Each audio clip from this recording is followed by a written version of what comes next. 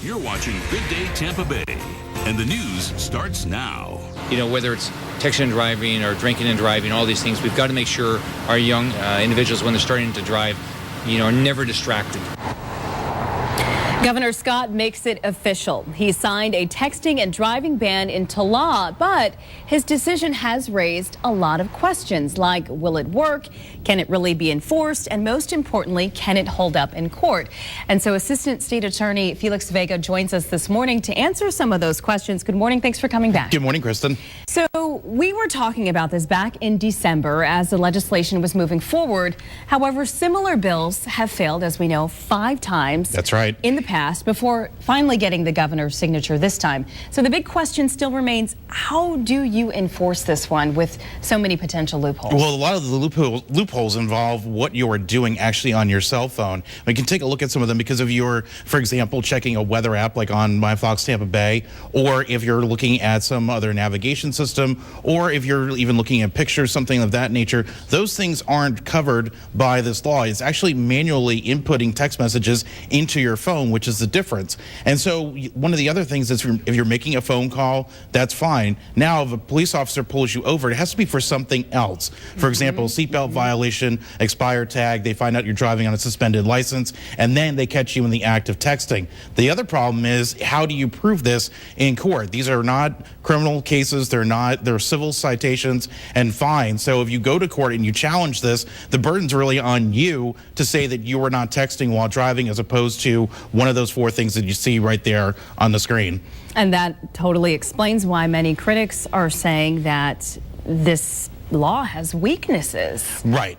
And one of the things is also going into one of the other things that happened last month, the Supreme Court brings up the idea of search warrants for your cell phones, because the Florida Supreme Court made a decision last month. It really involved a robbery case, but it really kind of dragged this whole search and seizure law into the 21st century for the first time, involving smartphones. A lot of the case law before had to deal with, for example, you take a cigarette pack off of someone and you go through it. That was back in the 1970s, 1960s. So what the Supreme Court in Florida said, your smartphone contains so much personal information that in order to go through it, an officer needs to get a search warrant in order to go through your phone.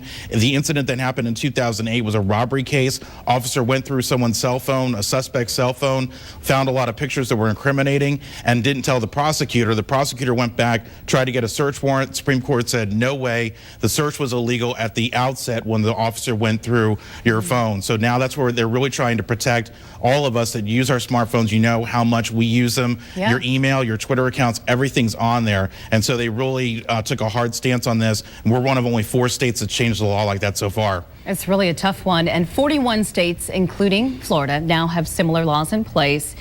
Do we know if they're actually working there in those other states, or is this just more of an effort to draw attention to the problem of distracted driving? It's really more the latter, trying to draw attention to this problem, because the National Highway Traffic Safety Administration, they came out with their statistics, and it's 4% increase of distracted driving deaths is what really drove this whole initiative about distracted driving. But in California, for example, in 2009 alone, they gave out 139,000 cell phone violation citations. So it's also a revenue generator as well.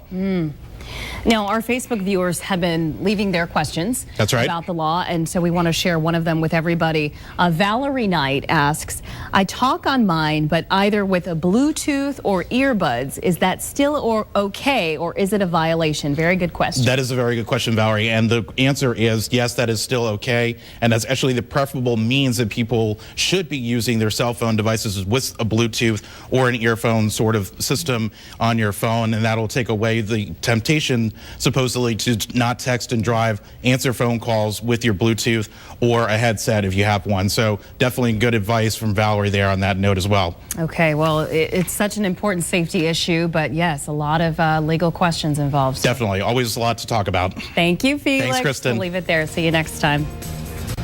And next time we'll talk with Felix about the start of the George Zimmerman trial. That's next week. Lindsay? Hey, good morning. A mixed bag of clouds.